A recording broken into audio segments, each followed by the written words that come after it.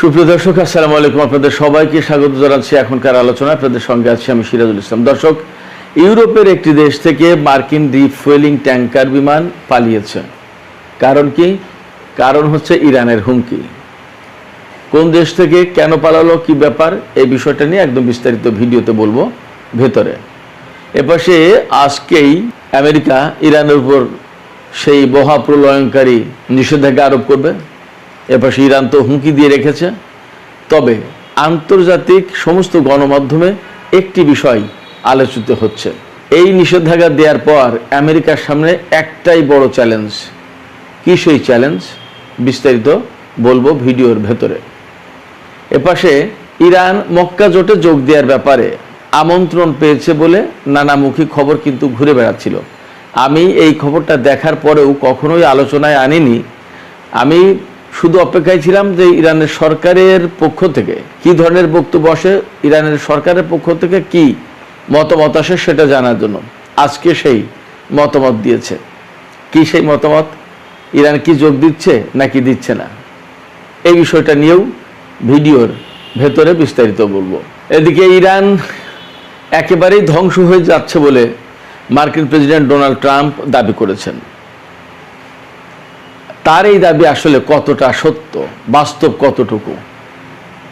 Iran কিন্তু ঘোষণা দিয়েছে আজকেই যে আগামী 20 প্রজন্ম ধরে যদি যুদ্ধ করতে হয় মাতৃভূমি রক্ষার জন্য, ইরান তার জন্য প্রস্তুত। যে জাতির আগামী 20 প্রজন্ম ধরে যুদ্ধ করার মানসিকতা রয়েছে, সেই জাতি কি ভেঙে পড়ে? আসলে ঘটনাটা কি?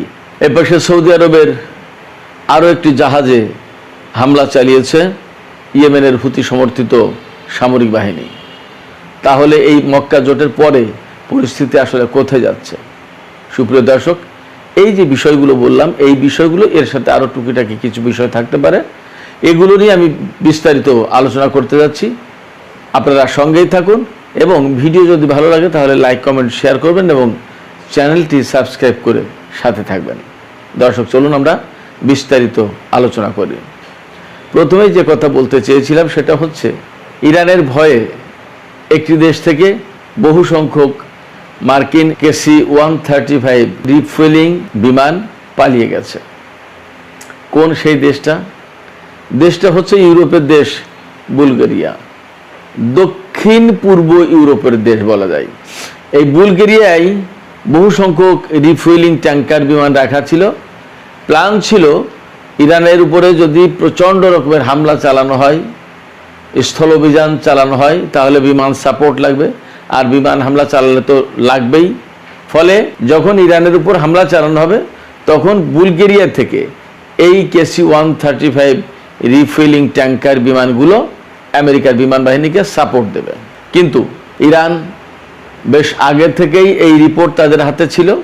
এই রিপোর্ট তারা হাতে পেয়েছে এবং একদম পরিষ্কার করে হুমকি বা হুঁশিয়ারি উচ্চারণ করেছিল, হুমকি দিয়েছিল যে ইউরোপের যে কোনো দেশ থেকে ইরানের উপর হামলার ব্যাপারে মার্কিন বাহিনীকে যদি সাহায্য করা হয়, যে কোনো দেশের ঘাঁটি মাটি দিয়ে যদি সাহায্য করা হয়, তাহলে সেই দেশের উপরে ইরান হামলা চালাবে, একদম পরিষ্কার করে। এবং ইরান এটা ডিপ্লোম্যাটিক, নন ডিপ্লোম্যাটিক সব চ্যানেলেই বুলগেরিয়াকে বলেছে।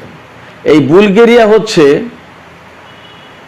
একেবারেই তুরস্কের পরে যে দেশটি, সেই দেশটি। তুরস্কের ইস্তাম্বুল শহর পার হয়ে, সীমান্ত পার হলেই বুলগেরিয়া। বুলগেরিয়া হচ্ছে ইস্তাম্বুলের পশ্চিমে, আর গ্রিস হচ্ছে দক্ষিণ পশ্চিমে। অর্থাৎ এশিয়া পার হয়ে ইউরোপে ঢুকলেই বুলগেরিয়া, বুলগেরিয়া হয়ে তারপর আপনার ইউরোপে ঢুকতে হবে। ব্যাপারটা এরকম। তো এই বুলগেরিয়ায় অনেক সংখ্যক KC-135 রিফুয়েলিং ট্যাঙ্কার বিমান রেখেছিল আমেরিকা, ইরানের উপর হামলা চালাবে এবং সেইগুলোকে বিমানের ফুয়েল সাপ্লাই দেওয়ার জন্য ব্যবহার করবে। কিন্তু ইরানের হুমকি, ইরানের হুঁশিয়ারির কারণে এই বিমানগুলো এখন আমেরিকা সরিয়ে নিয়েছে। কারণ আমেরিকা জেনে গেছে যে এই পর্যন্ত ইরানের ক্ষেপণাস্ত্র পৌঁছে যাবে এবং এই বিমান যে কোনো মুহূর্তে আগেভাগেই হামলা চালিয়ে ধ্বংস করে দিতে পারে। কারণ ইরান তো সম্প্রতি ঘোষণা করেছে যে তাদের সামরিক ডক্ট্রিন চেঞ্জ হয়ে গেছে। তারা এখন যে কোনো সময় আগেভাগেও হামলা চালাতে পারে। ডিফেন্সিভ ডক্ট্রিন থেকে তারা অফেন্সিভ ডক্ট্রিনে গেছে। অর্থাৎ আত্মরক্ষা নয়, শুধু আক্রমণাত্মক পদক্ষেপ ইরান এখন থেকে নেবে। এই ডক্ট্রিন পরিবর্তন হওয়ার পরপরই বুলগেরিয়া থেকে KC-135 রিফুয়েলিং ট্যাঙ্কার বিমান সরিয়ে নেওয়ার এই খবর এলো।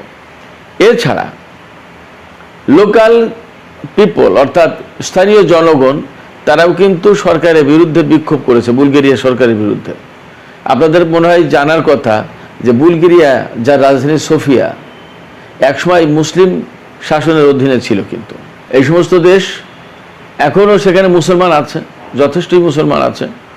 আর সবচেয়ে বড় কথা যে অহেতুক আমেরিকার কারণে এই দেশটি হামলা শিকার হবে, যুদ্ধে জড়িয়ে যাবে, এবং যুদ্ধে জড়িয়ে গেলে কি হয়, এবং ইরান কাউকেই ক্ষমা করছে না সে তো দেখছে তারা। ফলে লোকাল যে সমস্ত লোকজন তারা বিক্ষোভ প্রতিবাদ করেছে, যার প্রেক্ষাপটে বুলগেরিয়া সরকারও তাদের ঘাঁটি দিতে হয়তো অস্বীকৃতি জানিয়েছে বা গড়িমসি করছে। এই যে বুলগেরিয়া থেকে মার্কিন রিফুয়েলিং ট্যাঙ্কার বিমান পালিয়ে গেল অথবা সরিয়ে নেওয়া হলো, যাই হোক না কেন, এটা ইরানের আর একটা বিজয়, সে কথা বলা যায়। অর্থাৎ ইউরোপের মাটিতেও আমেরিকার বিমান বা এই সমস্ত এখন আর খুব বেশি একটা নিরাপদ নয়। এপাশে এই বুলগেরিয়াকে কেন্দ্র করেই আজকে সাপ্তাহিক সংবাদ ব্রিফিংয়ে ইরানের পররাষ্ট্র মন্ত্রণালয়ের মুখপাত্র ইসমাইল বাকাই যখন কথা বলছিলেন, তখন তাকে প্রশ্ন করা হয়েছিল যে এই বুলগেরিয়াতে এরকম বিমান, বুলগেরিয়া থেকে বিমান সরিয়ে নেওয়া হলো, তারা কি ভয় পাচ্ছে কিনা, কি ব্যাপার? তখন ইসমাইল বাকাই বলেছেন যে আসলে ইরানকে কোনো দেশেরই ভয় পাওয়া উচিত নয়, কারণ কোনো দেশের উপরে ইরান আগ্রাসন চালাবে না। শুধুমাত্র তখনই তারা ভয় পেতে পারে যখন আমেরিকাকে তারা সহায়তা করছে, এছাড়া ভয় পাওয়ার কোনো কারণ নেই। অর্থাৎ আমেরিকাকে সহায়তা না করলে কোনো দেশেরই ইরানকে ভয় পাওয়ার কোনো প্রয়োজন নেই, তিনি তাই বলেছেন। একই কথা পারস্য উপসাগরীয় দেশগুলোর জন্যও। আঞ্চলিক দেশগুলো যদি আমেরিকাকে কোনোভাবে সহায়তা না করে, তো এই আঞ্চলিক দেশগুলোর কোনো দেশই ইরানকে ভয় পাওয়ার দরকার নেই, কোনো দেশের জন্য ইরান হুমকি না। এটা ইরান বহু বছর ধরে বলে আসছে। ইরানের পররাষ্ট্র মন্ত্রণালয়ের মুখপাত্রের কথা যখন চলে আসলো, তখন আমি এই আলোচনাটুকু এখানেই করে যাই। ইরানকে মক্কা জোটে যোগ দেওয়ার জন্য আমন্ত্রণ জানানো হয়েছে, এই কথা বলেছিলেন ইরানের সংসদের খুনে মিল্লাত নিউজ এজেন্সির প্রধান মেহেদি রাহিমি। তিনি জানিয়েছিলেন যে মক্কা জোটের পক্ষ থেকে, অর্থাৎ সৌদি আরব, পাকিস্তান এবং তুরস্কের পক্ষ থেকে ইরানকে এই জোটে যোগ দেওয়ার জন্য আমন্ত্রণ জানানো হয়েছে। কি এই বিষয়ে পররাষ্ট্র মন্ত্রণালয়ের মুখপাত্র ইসমাইল বাকাইকে জিজ্ঞেস করা হয় সাংবাদিকদের পক্ষ থেকে যে আসলে ইরানকে দাওয়াত দিয়েছে কিনা এই জোটে যোগ দেওয়ার জন্য, এবং ইরান এই জোটে যাচ্ছে কিনা, যোগ দিচ্ছে কিনা। তখন ইসমাইল বাকাই একেবারে ক্যাটাগরিক্যালি, একদম সুস্পষ্টভাবে বলেছেন যে না, এই জোটে যোগ দেওয়ার জন্য ইরানকে দাওয়াত দেওয়া হয়নি, ইরান দাওয়াত পায়নি। তবে এই তিন দেশের পক্ষ থেকে একটা আলোচনার প্রস্তাব দেওয়া হয়েছে, এবং সেই আলোচনার বিষয়টা ইরান বিবেচনা করছে। আলোচনার বিষয়টা কি? আঞ্চলিক শান্তি প্রতিষ্ঠার বিষয়ে আলোচনা। তুরস্ক এবং পাকিস্তান দুই দেশই কিন্তু ইরানের সীমান্তবর্তী দেশ, ইরানের সাথে সীমান্ত আছে। আর সৌদি আরবের সাথে সরাসরি ল্যান্ডে সীমান্ত না থাকলেও সমুদ্রের এপার ওপার, তো পারস্য উপসাগরের দক্ষিণে সৌদি আরব, আর ইরান হচ্ছে পারস্য উপসাগরের উত্তরে।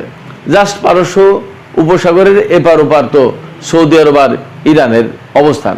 এবং ইরানের সাথে সৌদি আরবের ল্যান্ড রুটে যদি যোগাযোগ নাও থাকে, তারপরেও সৌদি আরবের জন্য একটা বড় বিষয় হচ্ছে যে সৌদি আরবের যে তেল সমৃদ্ধ যে এলাকাটা, উত্তর পূর্বাঞ্চলীয় যে এলাকা, কাতিব প্রদেশ বা ওই সমস্ত এরিয়া, দাম্মাম, এই সমস্ত এলাকা মূলত শিয়া অধ্যুষিত এলাকা। এখানে প্রচুর সংখ্যক শিয়া মুসলমানদের বসবাস, তারা এখানে বসবাস করে, এবং এখানে এই এলাকাটা কিন্তু তেল সমৃদ্ধ। অথচ এই শিয়া মুসলমানরা অনেক ক্ষেত্রে বঞ্চিত, এটা একদম মশহুর পরিচিত, খুবই বাস্তব কথা। এটারই যথেষ্ট আলাপ আলোচনা সৌদি আরবের ভেতরেই হয়। সরকারের কাছে প্রচুর বাদ প্রতিবাদের ঘটনা আছে। তাদেরকে ইরান সাপোর্ট করে বলে সৌদি আরব বা আরো কারো কারো পক্ষ থেকে অভিযোগ আছে। ইরান সবসময় বলে যে আমরা তো সাপোর্ট করছি না, তোমাদের ভেতরে সমস্যা তোমরা মিটমাট করো। তোমাদের লোকজন যদি তোমাদের সরকারের বিরুদ্ধে বলে যে আমাদের ব্যাপারে বৈষম্য করছে, তাহলে সেটা তোমরা মিটমাট করো, আমাদের সমর্থন দেওয়ার কি আছে। যাই হোক, যেহেতু সৌদি আরবে প্রচুর সংখ্যক শিয়া মুসলমান আছে, বাহরাইনে আছে, বাহরাইনে তো একদম 70%-এরও বেশি শিয়া মুসলমান, কাতারে আছে, সংযুক্ত আরব আমিরাতে, সব দেশে আছে। তো প্রত্যেকটা জায়গায় কিন্তু ইরান একটা ফ্যাক্টর, এবং ইরানের ব্যাপারে সবাই উদ্বিগ্ন যে ইরান এই মধ্যপ্রাচ্যের এই চলমান যুদ্ধ এবং আমেরিকা যদি এখান থেকে চলে যায়, তাহলে সবাই ইরান এবং শিয়া প্রসঙ্গটা নিয়ে কিন্তু খুবই উদ্বিগ্ন থাকবে, উদ্বিগ্ন আছে। এই জন্য হয়তো তারা এই আলোচনা করতে চেয়েছে, এবং ইরানের পররাষ্ট্র মন্ত্রণালয়ের মুখপাত্র ইসমাইল বাকাই তিনি বলেছেন যে আমরা এই আলোচনার প্রস্তাব পেয়েছি এবং আলোচনাটা আমরা করব বলে বিবেচনা করছি। তাহলে কি দাঁড়ালো? মক্কা জোটে যোগ দেওয়ার বিষয়ে কোনো দেশের পক্ষ থেকে ইরান আমন্ত্রণ পায়নি, এবং এই বিষয়ে ইরানের কাছে কোনো খবর নেই। এটা ঠিক, আমি সবসময় বলছি যে ইরান এই জোটে যোগ দেবে কিনা সেটা তো একটা ব্যাপার, কারণ এই জোট আসলে কার বিরুদ্ধে গঠিত হলো, কি করতে যাচ্ছে এবং কি করবে। এই জোটে যোগ দেওয়ার পরে দেখা গেল যে ইরান এমন কোনো জায়গায় আটকে যাচ্ছে যেটা ইরানের জন্য বা ইরানের প্রক্সি ফোর্সের জন্য বা ইরান সমর্থিত বিভিন্ন গোষ্ঠীর জন্য ঝামেলার কারণ, তাহলে ইরান এখানে যোগ দেবে না। অনেক কিছু হিসাব নিকাশ আছে, এবং এ কথা ঠিক ইরান এই বার্তাই দিচ্ছে সবাইকে, বা সবসময় দিয়ে এসেছে যে ইরান কোনো আঞ্চলিক দেশের জন্য হুমকি না, আমরা আমাদের সমস্যার সমাধান করবো, এখানে বাইরের কোনো শক্তির দরকার নেই। আমেরিকা চলে গেলে যে ইরান কোনো দেশে আগ্রাসন চালাবে, ব্যাপারটা এমন না। এপাশে 24শে আগস্ট সোমবার আমেরিকার পক্ষ থেকে ইরানের বিরুদ্ধে কঠোরতম নিষেধাজ্ঞা আরোপ করা হবে, এবং এ নিয়ে সারা বিশ্বে বেশ বড় রকমের জল্পনা কল্পনা আছে। এইরকম একটা প্রেক্ষাপটে ডোনাল্ড ট্রাম্প তার ট্রুথ সোশ্যালে পোস্ট দিয়েছেন যে ইরান একেবারে কমপ্লিটলি ধ্বংস হয়ে যাচ্ছে, একদম ধ্বংস হয়ে যাচ্ছে। ইরানের মূল্যস্ফীতি, মুদ্রাস্ফীতি এগুলো ঘটেছে, এগুলো তো আছেই, কিন্তু ইরান একেবারে ধ্বংস হয়ে যাচ্ছে। এই জায়গায় ব্যঙ্গ করে ইরানের সংসদের স্পিকার বাকের কলিবফ তিনি পোস্ট দিয়েছেন এক্সে যে মেক আমেরিকা হাংরি এগেইন, অর্থাৎ আমেরিকাকে আবার ক্ষুধার্ত বানাও। তার মানে হচ্ছে আমেরিকা চাপে পড়ছে, তেলের সংকটে, গ্যাসের সংকটে, তাদের অর্থনীতি সংকটে পড়ছে, এবং $40 ট্রিলিয়ন উপরে চলে গেছে তাদের বিদেশি এবং অভ্যন্তরীণ ঋণ। সব কিছু মিলে আমেরিকা বিপদে পড়বে। ইরান এই সমস্ত মোকাবেলা করে অভ্যস্ত, কিন্তু হরমুজ প্রণালীতে আমেরিকা যদি কিছু করতে না পারে, শেষমেশ তাদেরকে খালি হাতে ফিরতে হবে, তখন কি করবে? এবং হরমুজ প্রণালী যদি ইরানের জন্য কমপ্লিটলি বন্ধ হয়ে যায়, তাহলে তো সব কিছু মিলে বাকের কলিবফ ডোনাল্ড ট্রাম্পকে ব্যঙ্গ করে বলেছেন make America hungry again. Donald Trump বলে থাকেন মেক আমেরিকা গ্রেট এগেইন, মাগা আন্দোলন। আর তার বিপরীতে কলিবফ অনেকটা মস্করা করে ব্যঙ্গ করে বলেছেন মেক আমেরিকা হাংরি এগেইন, আমেরিকাকে আবার ক্ষুধার্ত বানাও। এদিকে আমেরিকা যে ইকোনমিক ডুমসডে ঘোষণা করতে যাচ্ছে, ইরানের বিরুদ্ধে ব্যাপক নিষেধাজ্ঞা আরোপ করবে, এই ব্যাপারে আন্তর্জাতিক গণমাধ্যমগুলোতে ব্যাপকভাবে বিশ্লেষণ চলছে যে এই যে ডুমসডে হবে, এই যে নিষেধাজ্ঞা আরোপ করবে আমেরিকা, ডোনাল্ড ট্রাম্প, কিন্তু তার সামনে একটা অনেক বড় চ্যালেঞ্জ আছে। সেই চ্যালেঞ্জটা কি? সেই চ্যালেঞ্জটা আর কিছু না, সেই চ্যালেঞ্জটা শুধু চীন। অর্থাৎ চীন এই নিষেধাজ্ঞা মানবে কি মানবে না, এটা হচ্ছে ফ্যাক্টর। কারণ ইরানের শতকরা 80% তেল শুধু চীন একা নেয়, 80 থেকে 90% তেল। তো যদি চীন ইরান থেকে তেল নেওয়া অব্যাহত রাখে এবং নিষেধাজ্ঞা না মানে, আর চীন থেকে যদি বিভিন্ন ধরনের প্রোডাক্ট ইরান পায়, তাহলে তো আমি দেখি ইরানের বিরুদ্ধে নিষেধাজ্ঞা কার্যকর করার আর কোনো প্রয়োজনের প্রশ্নও নেই। এছাড়া বাকি তেল লোকাল যে সমস্ত প্রতিবেশী দেশ, নেইবারিং কান্ট্রি, এই সমস্ত জায়গায় তো বাকিটা দিয়ে দেওয়া যাবে তাহলে। এবং ইরান যে হুমকি দিয়েছে, এই হুমকিকে কে কিভাবে দেখবে? ইরান তো সোজা সাপটা বলেছে আমেরিকাকে যারা এই নিষেধাজ্ঞা বাস্তবায়নের ব্যাপারে সহযোগিতা করবে, তারা ইরানের শত্রু বলে গণ্য হবে, তাদের বিরুদ্ধে ব্যবস্থা নেওয়া হবে সামরিক উপায়ে, এবং তাদের জাহাজ হরমুজ প্রণালীতে চলতে পারবে না। আর আমেরিকা যেই নিষেধাজ্ঞা বাস্তবায়ন করছে, কার্যকর করতে যাচ্ছে, আমেরিকার ব্লকেড না সরিয়ে নিলে তাদের অবস্থা খারাপ হবে, ইরান তো সেটাও বলেছে। এই অবস্থায় যতই ডোনাল্ড ট্রাম্প ইরানের অবস্থা খারাপ, ধ্বংস হয়ে যাচ্ছে, কি করবে এটা সেটা যতই যাই বলুক, শুধু এখানে ছোট্ট একটা ইনফরমেশন দিই আপনাদেরকে, বাকি ইনফরমেশন আমি আলোচনা করব, এই প্রসঙ্গে আলোচনা করব টক উইথ সিরাজ ইনসাইটে আজকের রাতের ভিডিওতে।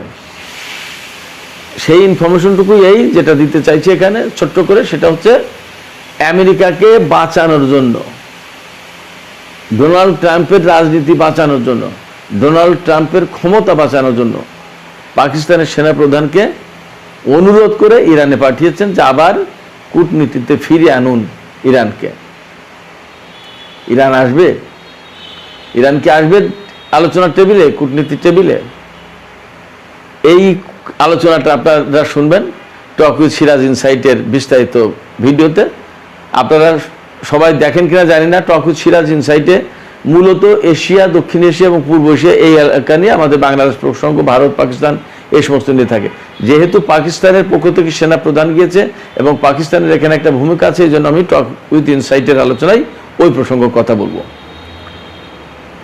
তো যাই হোক দর্শক, এখানে আমি আর অল্প একটু আলোচনা করে শেষ করতে চাই। ওই যে আমেরিকা ইরানকে একদম নিষেধাজ্ঞা দিয়ে ধ্বংস করে দিতে চেয়েছে, সেই ব্যাপারেই ইরানের পররাষ্ট্র মন্ত্রণালয়ের মুখপাত্র ইসমাইল বাকাই তিনি পরিষ্কার করে বলেছেন যে ইরান আগামী 20 প্রজন্ম ধরে দেশের জন্য, দেশ রক্ষার জন্য, মাতৃভূমি রক্ষার জন্য লড়াই করতে প্রস্তুত রয়েছে, যুদ্ধ করতে প্রস্তুত রয়েছে। অতএব এই জাতিকে আসলে হারানো খুব কঠিন ব্যাপার। আমি শেষ যে প্রসঙ্গটুকু আলোচনা করতে চাই সেটি হচ্ছে সৌদি আরবের ইয়ানবু বন্দর, লোহিত সাগরে ইয়ানবু বন্দরে একটি তেলবাহী জাহাজে আবার হামলা চালিয়েছে ইয়েমেনের হুতি সমর্থিত যোদ্ধারা, সামরিক বাহিনী, এবং এই হামলায় জাহাজটি বেশ ক্ষতিগ্রস্ত হয়েছে। সৌদি আরবের পক্ষ থেকেও এই কথা স্বীকার করা হয়েছে।